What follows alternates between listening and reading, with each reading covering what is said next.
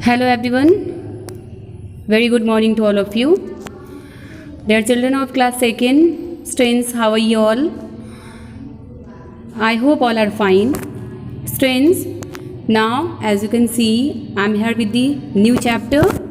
New chapter what? Means already we have read to this chapter. Explanations are also done. Exercises are also completed. Okay, I am here with the new chapter for revision. Okay, chapter 3 revision. From today onwards we have started.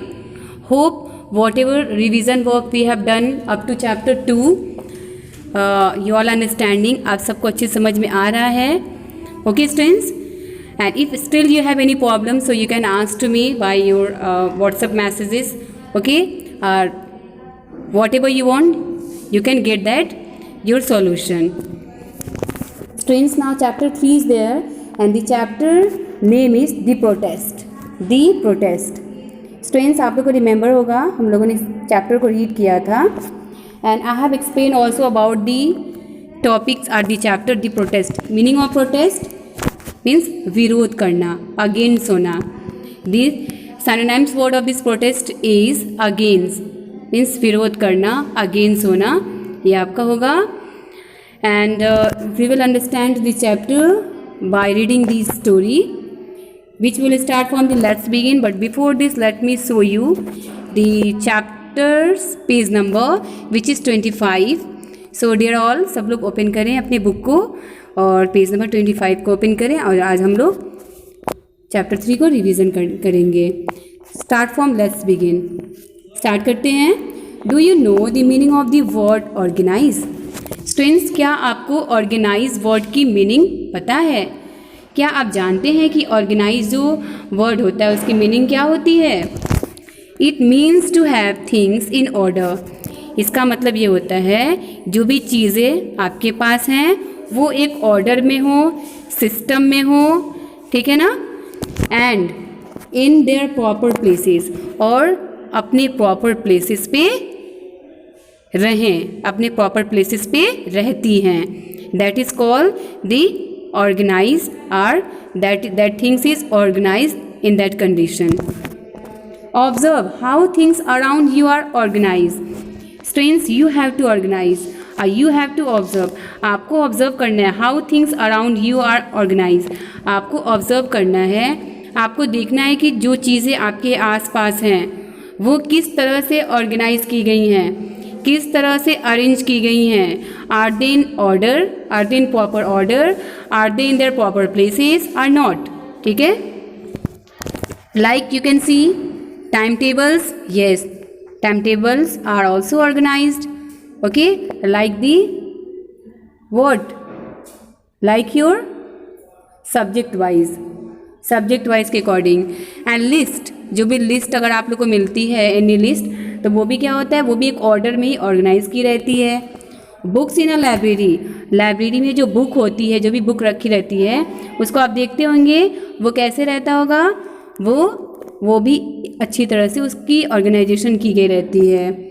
Vessel in the kitchen, और kitchen में जो भी things रहते हैं, vessels रहते हैं, उनको भी हम अच्छी तरह से प्रॉपर वे में ही उसको कीप करते हैं on their proper places. Your fingers and toes. Students, you have your fingers of your hands and you have your toes also of your foot.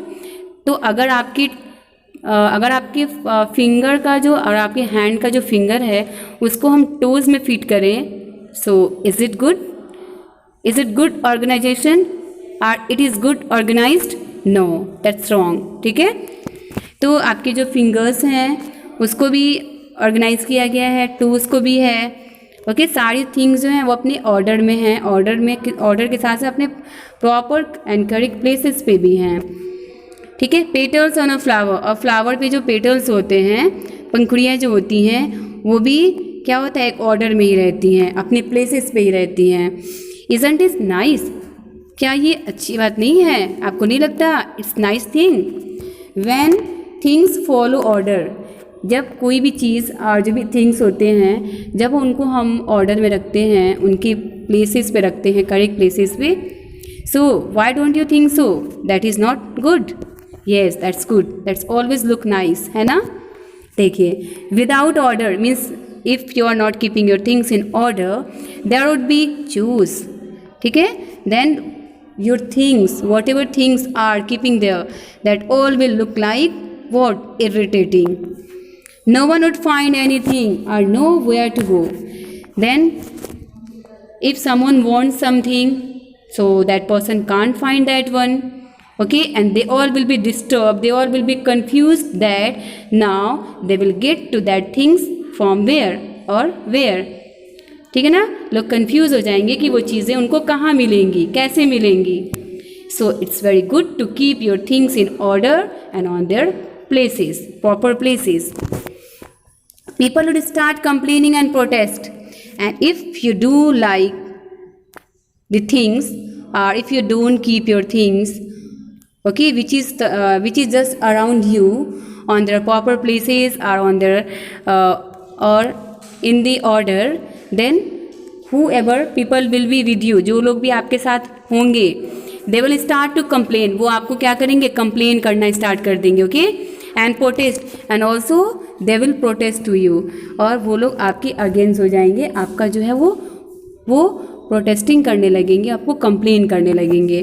So it's better that whatever things are there for us and for the others also, we should keep that in proper and in correct order. Read on to know more how one little boy learns about this. And now students, in the chapter we will read about a boy who learns about the things organization. इस chapter में हम read करेंगे जो कि एक boy है और वो लर्न करता है कि कैसे हमें अपने थिंग्स को अच्छी तरह से ऑर्गेनाइज करना चाहिए, उसको ऑर्डर में कीपिंग करना चाहिए, रखना चाहिए, ठीक है। तो स्टार्ट करते हैं, reading and comprehension. Start now. First let me show you the word meaning which is given here. Choose. Meaning of choose: a state of total confusion with no order. Okay, a state of total confusion with no order, okay, that things will be look like choose. Start now. It was time to go home. Rajat picked up his school bag, okay. On the way to his house, he saw an army of ants. He sat down to observe them. यहाँ देखिए, it was time to go home means now Rajat went to his school, and after doing study, now he got, okay, to come back to his home, and for that Rajat ने क्या किया, Rajat picked up his school bag. रजत ने अपने school bag को pick up किया, उठाया, on the way to his house, और जब वो अपने हाउस की तरफ आ रहे थे, रिटर्न हो रहे थे, ही सा एन आर्मी ऑफ एंड्स, तो उन्होंने क्या देखा कि बहुत सारे एंड्स, यहाँ देखिए एन आर्मी ऑफ एंड्स है ना, कलेक्टिव नाउंस में है, ठीक है। तो उन्होंने देखा कि बहुत सारे एंड जो हैं, एंड्स का बहुत सारा कलेक्शन है, ठीक है।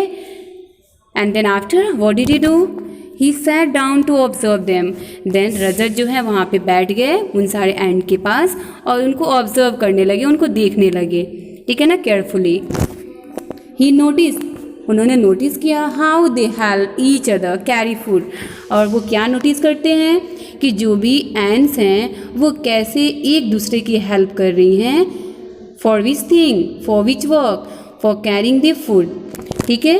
वो लोग एक दूसरे की हेल्प करके फूड को कैरी कर रही हैं और ला करके उसको कलेक्ट कर रही हैं, ठीक है। He slowly got up, and after that Rajat जो है वहाँ से उठ गया slowly, and started to walk again, and again he started to walk again, again वो अपने होम की तरफ वॉक करने लगे, मूव करने लगे, चलने लगे। आफ्टर सम टाइम, कुछ टाइम के बाद, he heard some puppies whining. After some time Rajat heard some puppies whining, उन्होंने कुछ पपीज की विनिंग, कुछ साउंड सुनी। There was a garbage pile nearby, and then he got a garbage, okay, pile which was just near to him. A litter of puppies were stuck in the garbage pile, and then what did Rajat get? रजत ने क्या देखा? रजत ने देखा कि वहाँ पे litter of puppies means बहुत सारे पपीज़ जो थे वो क्या हुए थे, स्टक हो गए थे इन दी गार्बेज पाइल, उस गार्बेज पाइल में, ठीक है, कॉज ऑफ सम प्रॉब्लम उसमें स्टक हो गए थे। He quickly bend down to pick them, और इसलिए रजत ने क्या किया, जैसे कि रजत जो है he was having very helping nature, ठीक है, तो रजत वहाँ पे बेंड डाउन हुए, मीन्स वहाँ पे झुक गए, टू पिक देम, और उन्होंने सारे पपीज़ को पिक किया, उठा लिया, and put them in a safe place, और सारे पपीज़ को एक सेफ प्लेस पे, रोड के कॉर्नर पे उनको क्या किया, पुट कर दिया, रख दिया।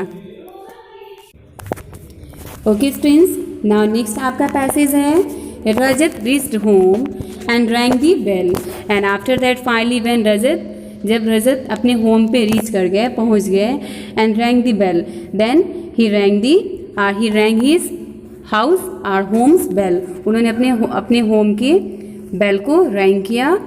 The door was open by worried अजी, और देन जो डोर है वो ओपन किया गया बाय अ वरीड अजी, ठीक है, अजी जो है उन्होंने डोर को ओपन किया, but she was very worry. Why does it about worried, क्योंकि अजी जो है बहुत ज़्यादा वरी थी, परेशान थी, cause of some problem. Aji what happened, he asked hugging her, and then Rajat asked to Aji about that why she was worry, ठीक है, रजत ने आज किया वरी, आप क्यों वरी हो, क्यों परेशान हो, आप क्यों कंफ्यूज हो। He asked hugging her, while hugging her, okay, Rajat ने अजी से क्वेश्चन किया कि आप इतने वरी और परेशान क्यों हैं। Okay students, now it was the explanation of this chapter and page number 125. Hope students you all are understanding the story again. If still you have any problem, okay, so now this time you can understand to this chapter explanation well. Okay, so dear all, let's keep your revision work continue with you, revise your exercises, revise your syllabus chapters for your exam. Okay students, so now thank you, have a nice day.